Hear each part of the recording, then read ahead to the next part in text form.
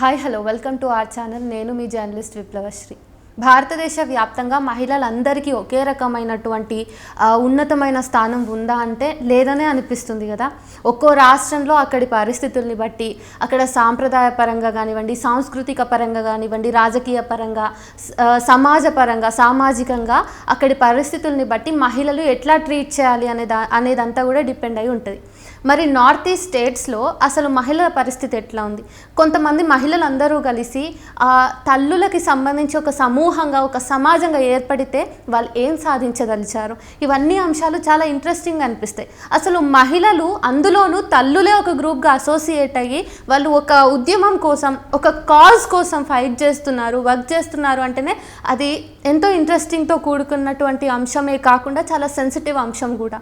మరి ఈ విషయంలో నాగాలాండ్కి సంబంధించి ప్రొఫెసర్ రోజ్మెరీ గారు మనతో ఉన్నారు. తనతో మాట్లాడి అసలు అక్కడ నార్త్ ఈస్ట్ స్టేట్స్లో జరుగుతున్నటువంటి మహిళలకి సంబంధించినటువంటి మూమెంట్స్ ఎట్లా ఉన్నాయి, అసలు వాళ్ళ ముఖ్య ఉద్దేశం ఏంటి అన్నది తెలుసుకుందాం. Hello ma'am, I'm so happy to see you here. First of all, what is the main aim of having Naga's Mother Association? You know, the Naga Mothers Association is around 41 years old now. It is a collective of mothers, and it began when we had a lot of social problems like alcoholism, drug addiction, and so to deal with these social problems, mothers from different tribes of the Nagas came together to form this organization. So from battling with social evils, the Naga Mothers Association moved into peacekeeping, and so they are more known as peacekeepers, peacemakers of the Naga conflict, and also with neighboring states with their conflict. Naga mothers have played a big role, and the Naga mothers actually also started the first community HIV/AIDS hospice. Okay. This was in collaboration with the NACO, and went on for many years, where positive people, both men and women, were treated in this community AIDS hospice. And today we run an orphanage of children from affected families of the positive community, and we give them education, we look after them. All of them are orphans. So we have a center called the Cradle Ridge Center. But at the same time, social issues that concern us, gender equity, violence against women, gender-based violence, representation of women, you know, it has been a long struggle for Naga mothers that have actually stood for Naga women for the last many years. Okay, what is the change especially Naga Mothers Association have brought in the society? Well, you see, today I was talking about the women reservation. You know, women reservation, as per the 74th Amendment of the Indian Constitution, it specifically talks about women being a part of municipal councils, urban local bodies, and having 50% reservation. For Naga women, we were actually fighting for 33% reservation then. We still haven't gone to 50. We were asking for 33. There was a lot of opposition from tribe bodies, from many of the men who did not want it, and there was also that kind of an insecurity that traditionally, because it is a very strong patriarchal family, and the presence of women have not been very visible in decision making bodies, be it the village councils. We don't have the Panchayati Raj, we have the traditional village councils. So in these traditional village councils, women are not included, and therefore they could not get into the idea that in urban local governance women should be there, and that too by reservation. It took us almost 20 years of moving the court, and finally we got a judgment from the Supreme Court last year.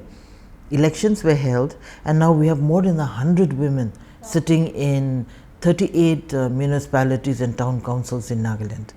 And not only that, we have 2 elected women legislators now after so many decades of, you know, the state assembly without any women. So I think we are seeing positive changes, the impact of, you know, women's collective coming together, women struggling together.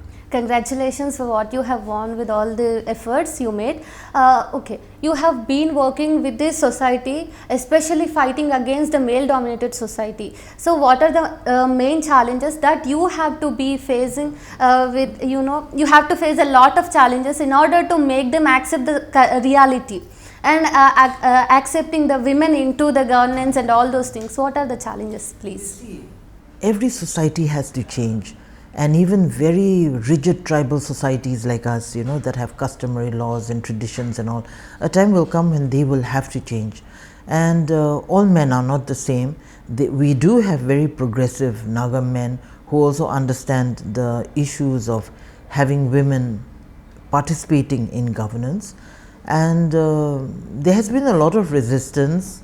We are a collective. It's not only me. We were a collective of women that fought for it. There were threats on our lives, very unpleasant situations we have come across.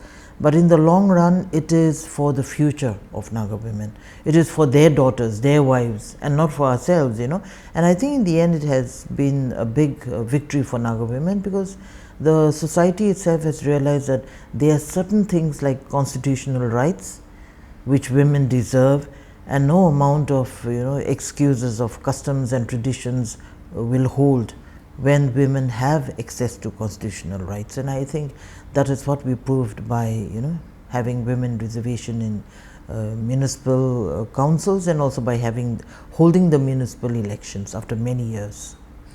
Especially when we talk about the women in India these days, Manipur is the state which we are not okay to forget it. The current situations in Manipur is really so very bad that even if it has made us, even the south state, it is so afraid to go out and speak out for our rights. So in this aspect, what do you say that there are many political conspiracies which are running in the state, in the Manipur state? So what did you observe when you visited, or yeah? You see, Manipur is in a sad situation right now. As a neighboring state, we are also very concerned. We hope to see peace in the coming days, but it will not be easy. And it will not be easy because there has been too much violence, and particularly violence against women. Violence which you would not even imagine or dream of has happened in this state.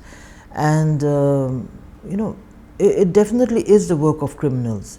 And therefore the question of whether women's access to safety, women's right to security and safety can be guaranteed by a government that sits here in Delhi or that sits down there in Manipur. I think these are very big issues for women in the region and women in the country.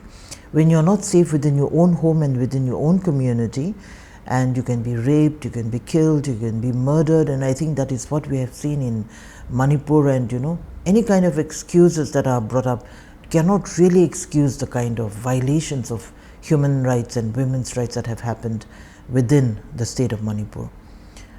The coming days will be important. The Chief Minister has stepped down. If there are strong lobbies for peace, I think rebuilding of trust between the communities there, especially women meeting together. We have seen a very different role played by the Mera Paibis, the Manipur women's groups, and this is something that has shocked many of us in the women's movement, because we have struggled together for peace, and we hope in the coming days we will see changes within women themselves, who will reach out to each other for peace and to settle, because it is the women and the mothers who will have to intervene for peace. It is not our brothers, it is not our armed brothers who are going to take the first step. It is always done by women. In the region, in the northeast region, what we have seen is, as far as peace building is concerned, it is the women and the mothers who have always taken the forefront. Since this decade, we have seen a very greater rise in the issues which are being faced by the women. So, can you please give us any suggestions, in order to protest for the women's safety and women protection? See, we must have solidarity among women groups too, all across the country. whenever any incident happens in any part of the country, whether it's down south, whether it's the region, whether it's central India, wherever, I think it is important for women's groups, women's rights movement to forge ourselves in solidarity so that we are able to raise our voice to governance, to the governance, to governments that are looking after us, and to states where authorities need to be, attention need to be drawn. Because unless we have this kind of solidarity, just a few voices, just women speaking in isolation is not going to really work.